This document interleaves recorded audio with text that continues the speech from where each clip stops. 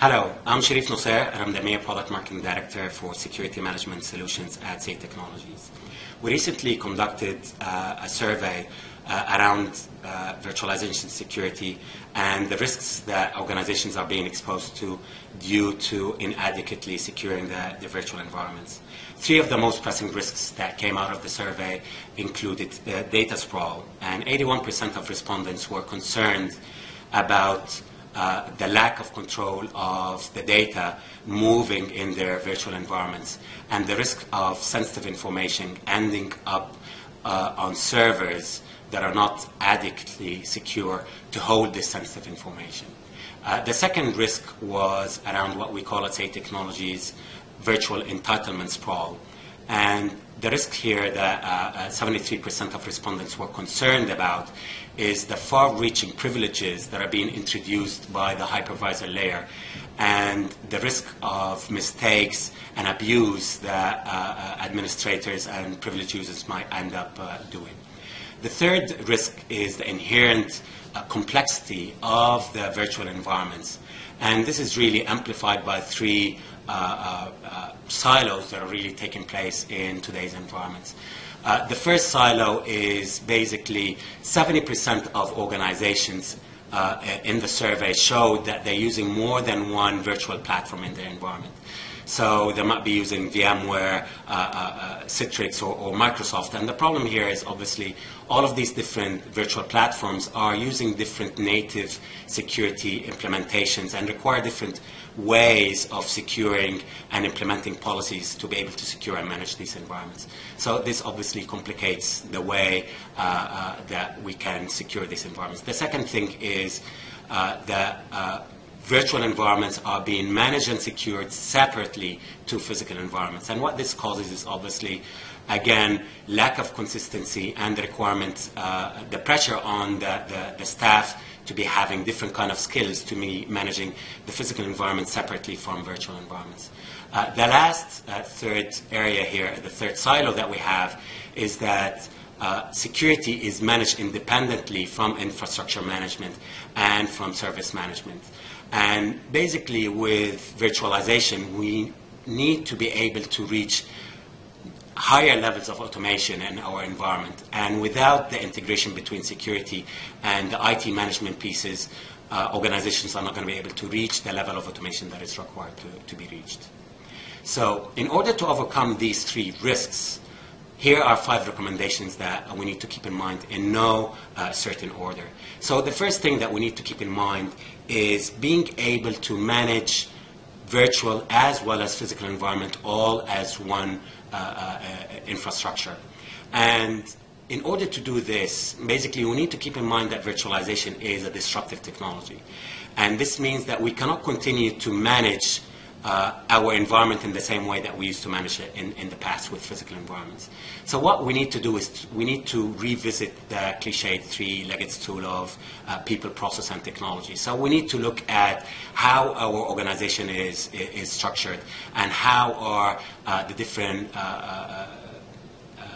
processes and policies and strategies are being put in place in order to ensure that there's no silos that are being created. But also, we also need to look at the technology and look at the solutions and the tools that can allow us to manage both physical and virtual environments from one central location. Also, at the same time, we need to ensure that the vendor that we're using has got experience in managing both environments and has got a history and a track record to prove it. The other thing as well to keep in mind is that we need to invest in security from the very, very beginning and to keep it in mind when we're planning from the very beginning so that we can ensure that there's a budget in place and that we ensure that any problems can be ironed from the very, very beginning so that we ensure that no silos are going to be developing in our environment. So the second recommendation that we have is looking at how to control data sprawl that we mentioned earlier. And in order to do this, what we need to do is to look at implementing a proper data loss prevention solution in our environment. And when we're implementing a data loss prevention solution, in order to ensure its success, what we need to do is to identify what is the sensitive information that we need to be controlling. And then once we we have this in mind, then what we do is to set the policies in our data loss prevention solution so that it goes out into an environment and identify and locate where is this sensitive information, and then be able to classify it, and then also then at runtime to be able to control this sensitive information and ensure that sensitive information doesn't fall into servers that are not secure enough for holding this sensitive information. The third recommendation to keep in mind is how can we manage the virtual entitlement sprawl, and how can we manage the privileges that are being assigned to the privileged users and the administrators that we have.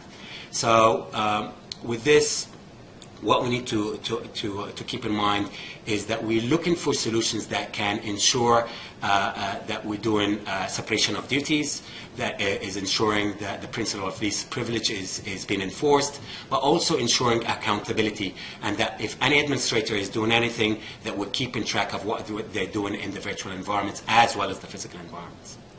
The fourth recommendation to keep in mind is how can we keep security managed as part of the entire infrastructure that we have in our organization. And again, we're talking about virtualization and disruptive technology, and we need to revisit all of our policies and procedures and the way that we're managing our environments and the solutions that we have there.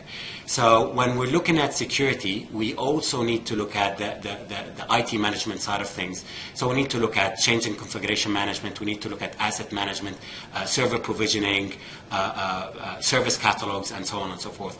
And integrating these with the security management pieces to ensure that we reach the level of automation that is required to really achieve the true benefits of virtualization. The last recommendation to keep in mind is how can we continue to be compliant with the regulations and with the audit requirements that we have in our organization.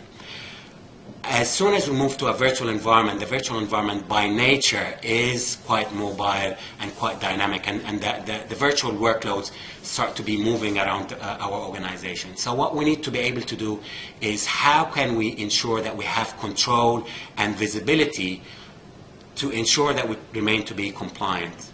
And obviously, all of the stuff that we talked about earlier, all of the other recommendations can help doing that. But also, we need to keep in mind things like log management and security information management to be able to have visibility into our virtual environments and to ensure we continue to have compliance there. So for more information about the survey and to download a copy of that, please visit our Media Resource Center. Thank you.